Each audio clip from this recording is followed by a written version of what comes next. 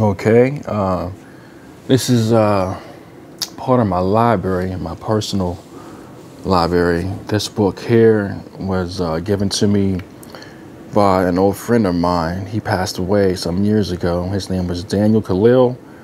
I believe his mom gave me some of his books, and this is one of them. The Jewish World, the History and Culture of the Jewish People. He had this because in our Old Testament class, he ordered some extra books to help him better understand the Old Testament world. And this came in handy when it came to knowing the cultural background of the Old Testament and other things like that. Rest in peace. Let's see here. This is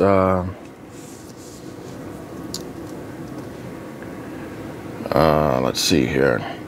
The scriptural liturgical books, New Testament, the Gospel, and the Apostle.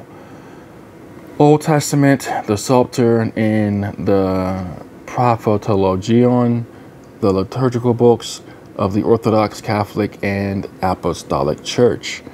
I had to use this book when we were studying the liturgy of the church and its history. And it was through here that I've learned a lot of great stuff. One thing that I learned was that in the first, I think, 3 to 4 centuries, we sang some of the same songs as the Rabbinic Jewish Synagogue. Old Testament songs. So that was extremely helpful. This book right here is a Roman Catholic book, and it's called The Teachings of the Church Fathers. It has, of course, a Roman Catholic bias in regards to that, but it's a good reference for some things. This right here is the Tosefta. It's a Rabbinic Jewish source, translated from the Hebrew with a new translation.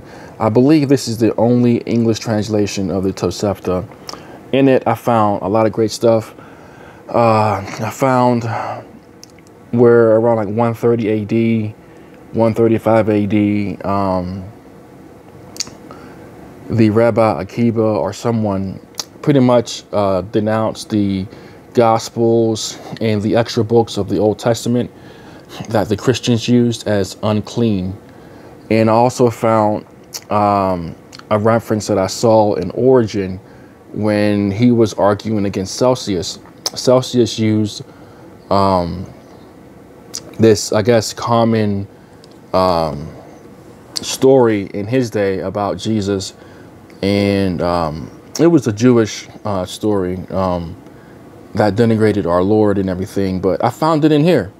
So the same story that Celsius used is also in the Tosefta. Right here, you'll see,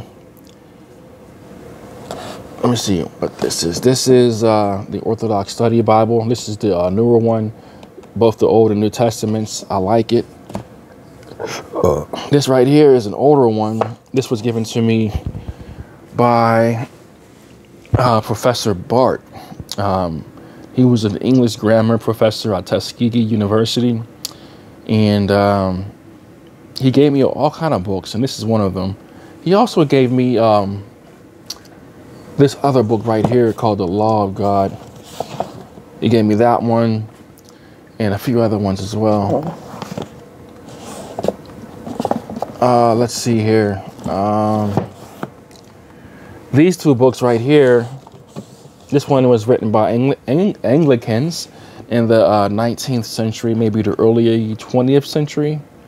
A dictionary of early Christian biography, a reference guide to over 800 Christian men and women, heretics, and sects of the first 6 centuries. This guy right here, I used to follow him back in my Protestant years. I would say from 1997 to around 2002. This is a dictionary of early Christian beliefs, a reference guide to more than 700 topics discussed by the early church fathers. David Basho wrote that one. This right here is the Septuagint. One of the Septuagint Bibles that I have. This is the Alexam English Septuagint. I think this is like one of the better translations into English. I like it a lot, actually. Yeah.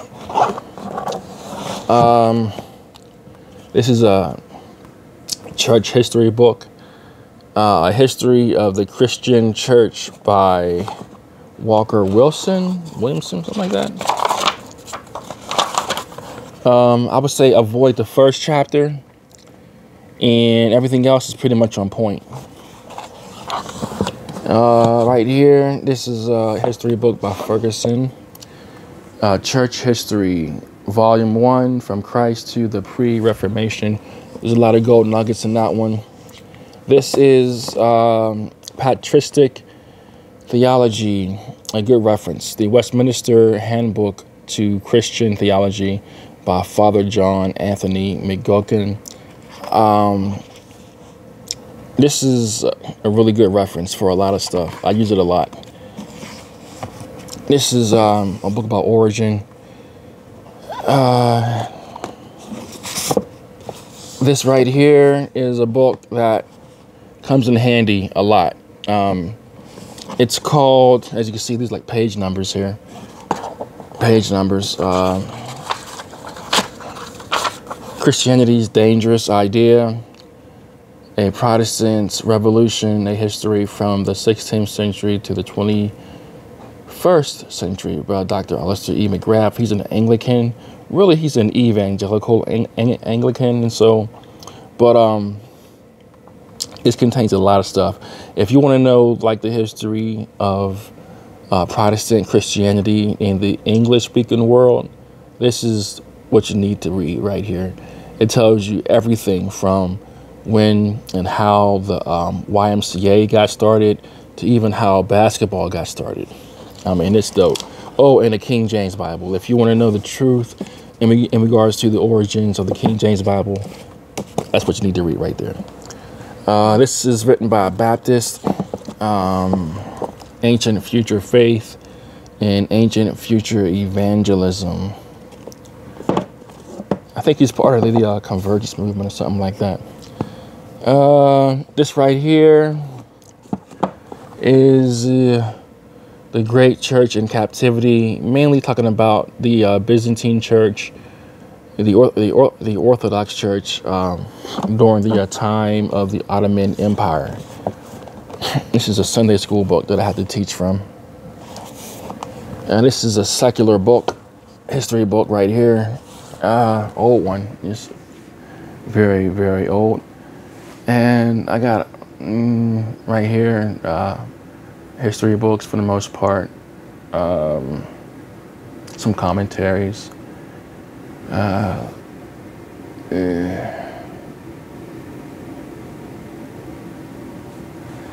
and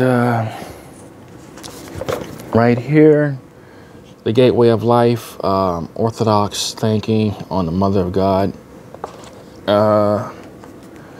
This right here comes in handy, especially on the issue of justification, participation, justification, and from conversion. The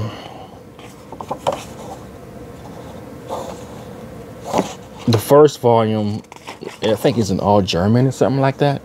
This is the second one. It's an Eastern Orthodox interpretation of Paul and the debate between old and new perspectives on Paul. In this book here, you'll pretty much find the hybrid theory or view that I advocate in regards to the book of Romans, chapters 3 and 4. This is, well, we know who that is. No need to talk about that. This is, no matter how deep the darkness, he descends deeper still. The descent of Jesus Christ into Hades. Not too many people talk about this topic right there. And this book here is similar. Christ, the Conqueror of Hell.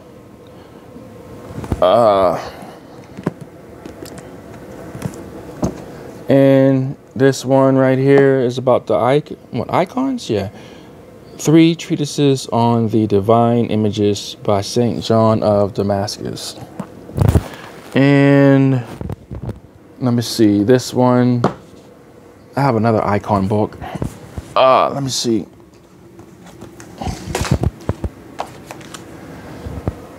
Yeah, right here. St. Theodore the Studite on the holy icons. And I have another icon book. Let's see here. Where is it at? It's somewhere in there.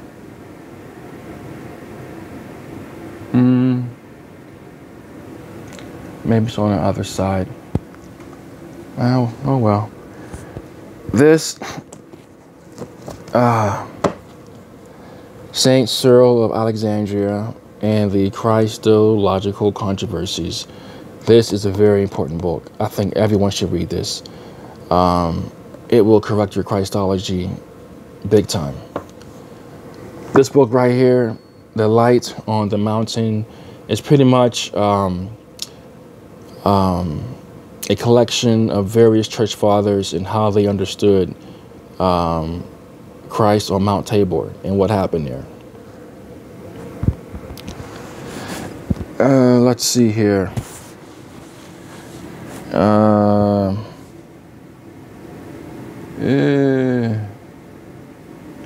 And that's pretty much it for now.